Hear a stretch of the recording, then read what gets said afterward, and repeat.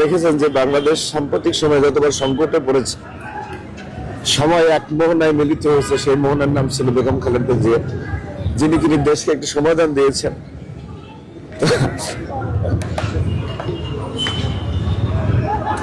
আসলে আমরা তো ওনার সন্তানের মতন, আমাদের কত ওনার নামে স্লোগান দিতে দিতে গলা ভেঙেছে, আবার গলা ঠিক হয়েছে, আবার সেই সমস্যার স্লোগান করেছে। নেত্রী আছে,